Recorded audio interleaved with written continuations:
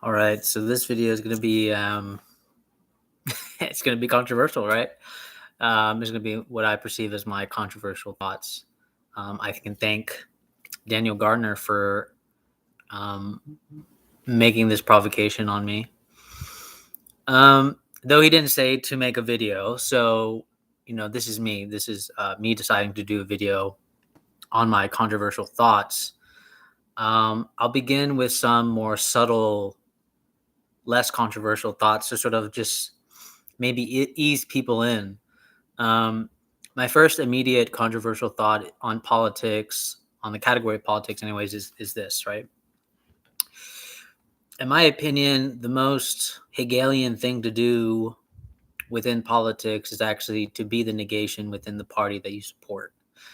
I think Zizek does this pretty well. So, what does it mean by being the negation within the party itself? It means that you do this.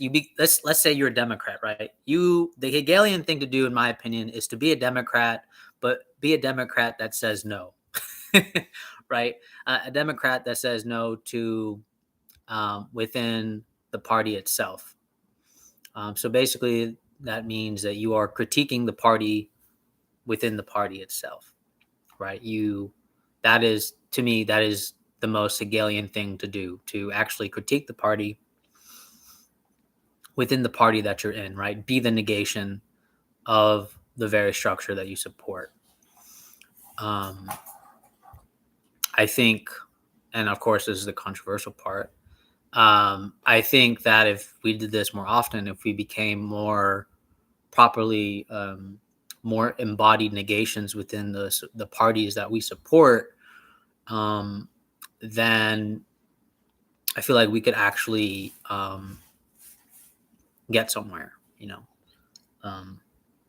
instead of always critiquing the other, right? We become the other within the party itself, right? I think that's the most Hegelian thing to do. I think it's also very Nietzschean as well, to sort of like affirm, right? Do this sort of affirming, like what would a healthy party look like, right? A healthy party would be, I think Nietzsche would say what a healthy party would look like is like to affirm everything that is, shameful and disgusting about the party itself, right? I think that's the problem that we have with like party politics today, is that nobody wants to affirm the ugliness and the shamefulness of the that is within the party itself. And by not doing that, right, by not affirming the sort of shamefulness and resentfulness that the parties already carries within themselves, you become just like a spirit of revenge, right? Where you just kind of go after the other party. And I feel like this is very apparent and very real. I think Nietzsche's model is very useful and like sort of understanding the political sphere. Another controversial take, and now I'm just moving on, is this notion of identity. I think Heidegger would probably just be like rolling in his grave right now, because this notion of identity is probably what he would call the domain of the they self. The domain of the they self is basically that, and I'm going to paint it like this: if everybody wants to embrace their identity, right, or construct their own identity, then what happens is, because everybody is doing this, Heidegger would say that actually you're not being yourself, you're actually just being everybody else. And by being everybody else, you're caught in the trap of the they self, the realm of the they self.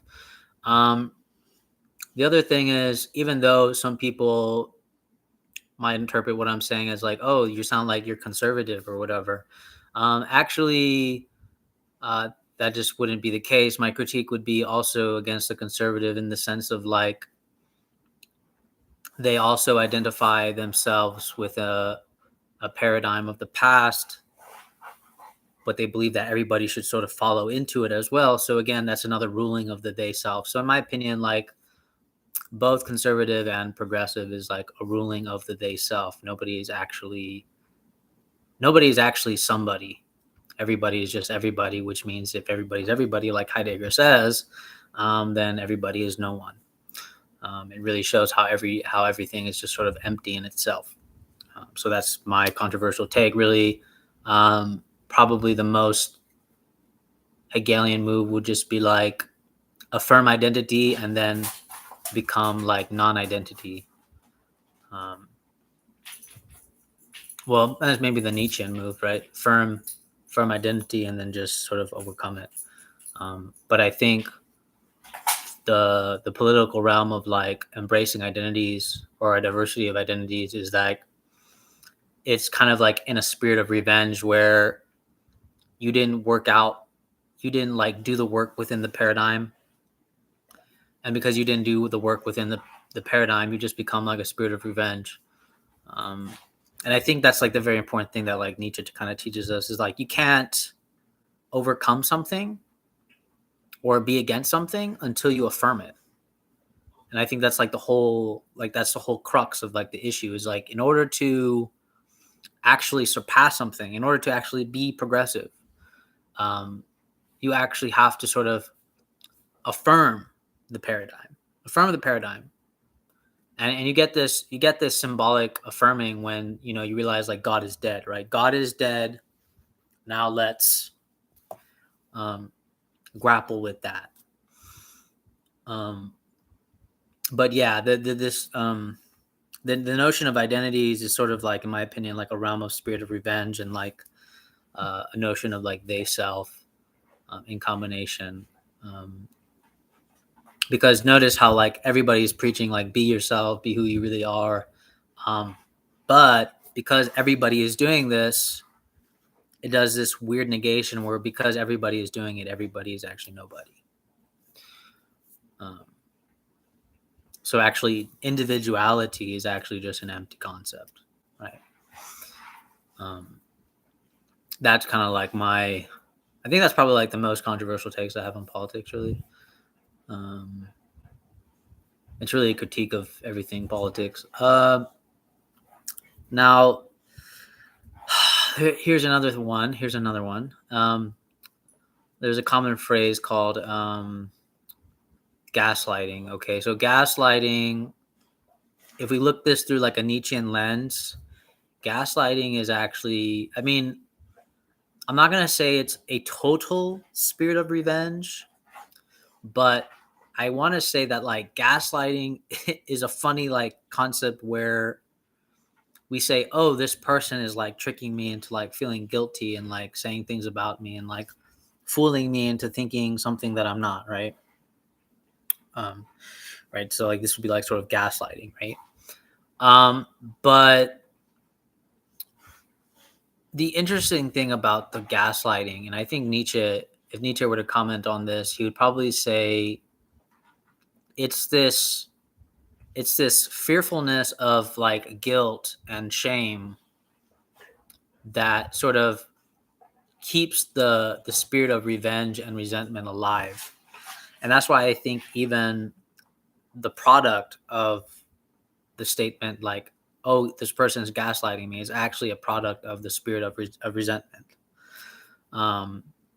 So and so how would Nietzsche, like, in my opinion, how would Nietzsche like overcome this? Well, the way Nietzsche would sort of like, work with this, and it's not to say that people don't already like take advantage of people or whatever. That's not what it would be saying. It's, I think Nietzsche would respond to the gaslighting phenomenon is actually, in order to properly overcome gaslighting, would be to actually affirm the gaslighting, right? You affirm the gaslighting, right? There's this wonderful passage in Zarathustra, I believe, where this man sort of like asks for forgiveness towards Zarathustra, and Zarathustra just says, "Yeah, I forgive you, but you did it to yourself." So there is this like funny affirmation thing about, and that we could use with, there's this paradoxical affirmation thing that we could use with Nietzsche about like if somebody is actually gaslighting you, right?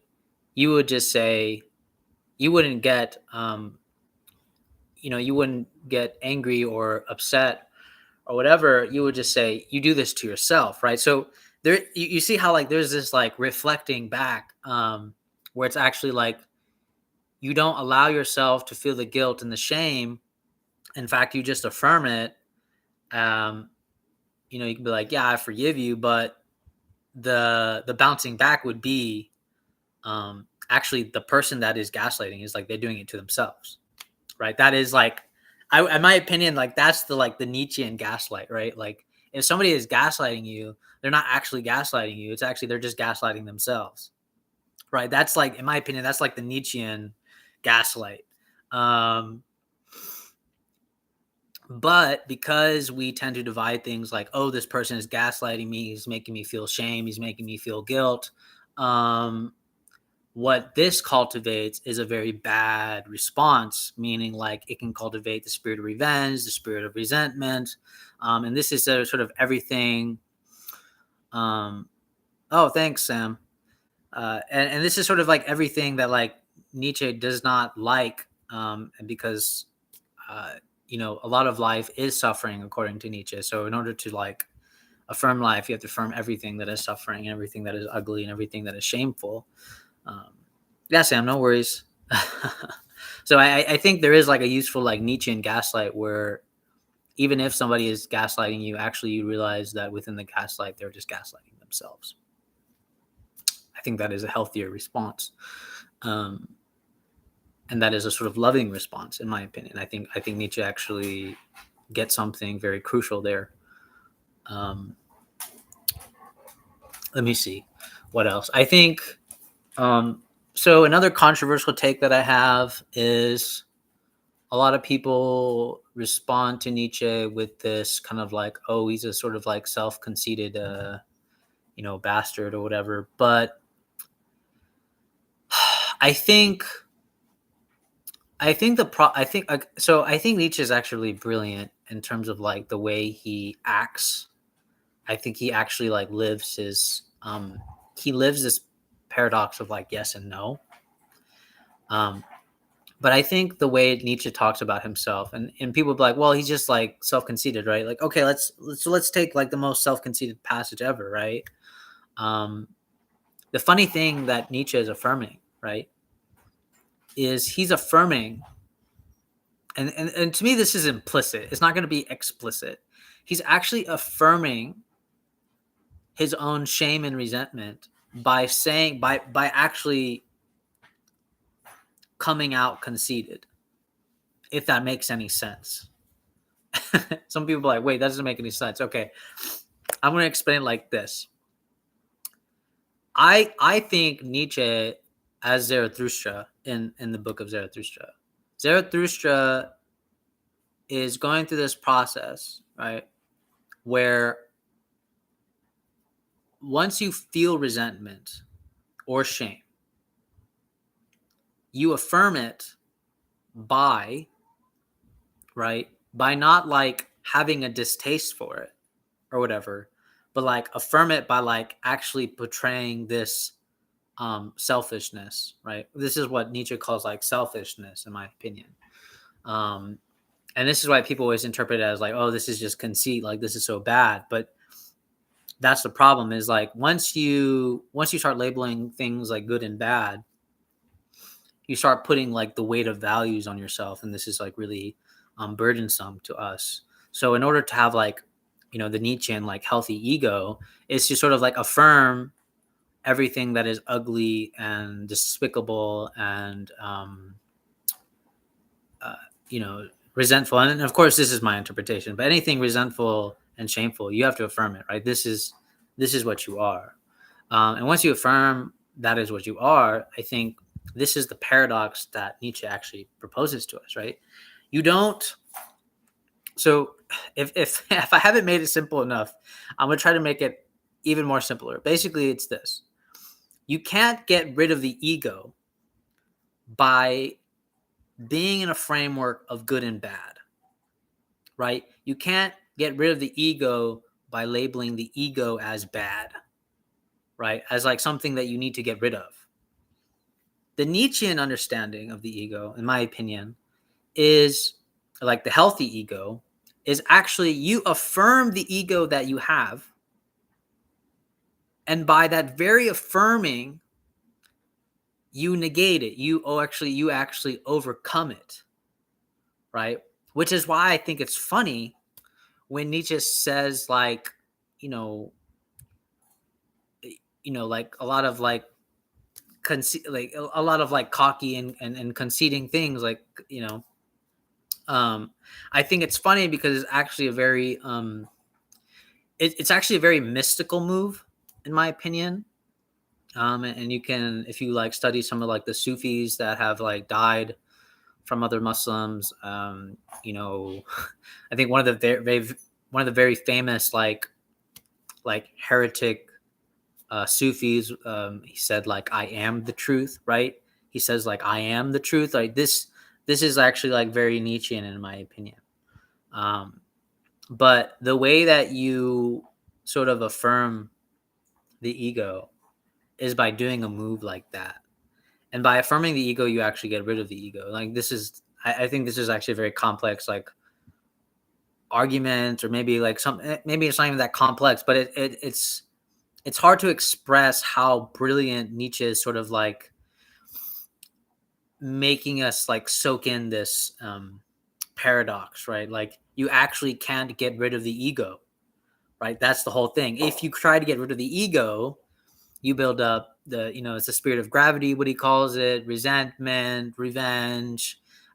Getting rid of the ego is exactly this. So that means all the laws of good and bad try to do exactly this. And you feel contempt and so on. So actually the only way to overcome that is to just affirm it, right? Affirm everything that is despicable and maybe disgusting to you that is within yourself. And this would be self-love. This is loving yourself. And by doing this, right? And I think that's why when Nietzsche is doing this exaggerated, like self-conceiting thing, he is trying to love himself, right? He is practicing what he's preaching. He's trying to love himself.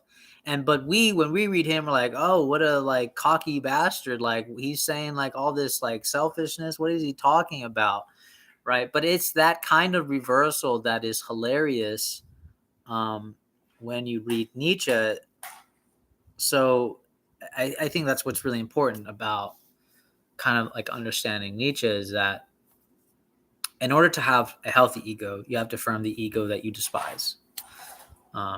And by affirming that ego, it becomes healthy and it overcomes itself, basically, right? It overcomes itself. So I don't know, I would say my controversial take on Nietzsche is actually Nietzsche prepares you to do nothing. And actually by the preparation of doing nothing, you're actually affirming. And I know a lot of people are like, that sounds a little weird to me. So I'm going to try to explain what that means. Basically, I'm saying this. Most of us, because life is suffering and painful, we try to avoid suffering and we try to avoid pain. But Nietzsche says that actually the only way to affirm life, and actually before I go into that, I'm going to say this. If we try to avoid pain and we try to avoid suffering, what actually happens is we actually make ourselves smaller, right? And we confine ourselves to like a little bubble of safety, right? We make ourselves really small by doing this. And so what Nietzsche is saying is in order to affirm life, you have to affirm the suffering, affirm the pain. And once you do this, there is this sort of laughable joy that can come to you that is beautiful and glorious. But the thing is, you have to also understand that joy will also leave you. That laughter will eventually leave you. So you go through this process over and over and over again.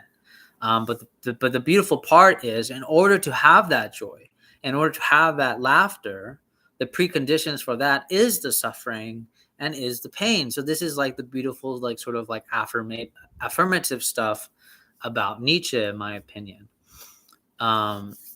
So I think, again, I think what is, like what's controversial about what I'm saying is that self-love isn't this kind of like, okay, I'm just going to treat myself and, give myself a back massage and go to the spa and hang out with my friends and just relax. Self-love is just accepting what you are within the present moment of what you are. And not having any guilt or shame about those things.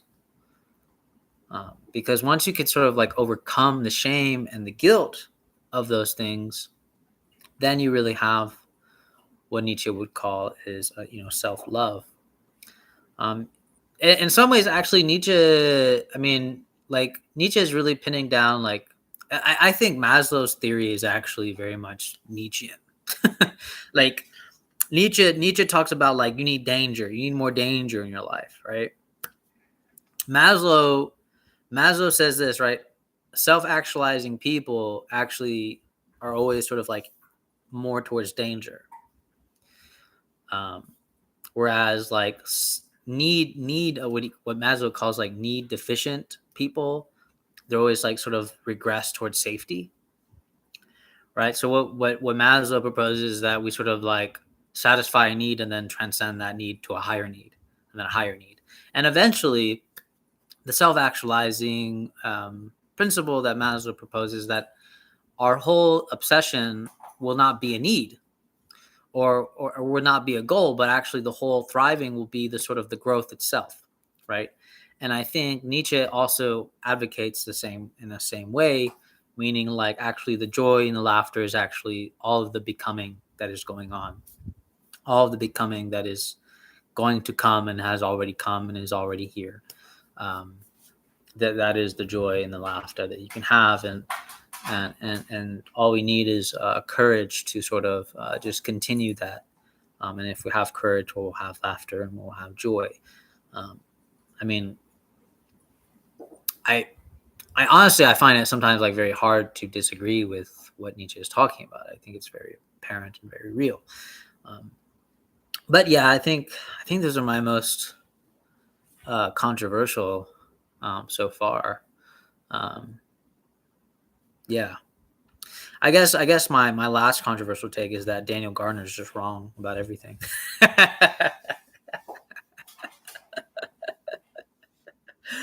Oh, just kidding. No, just kidding. But yeah, that's basically it. All right, guys, take care.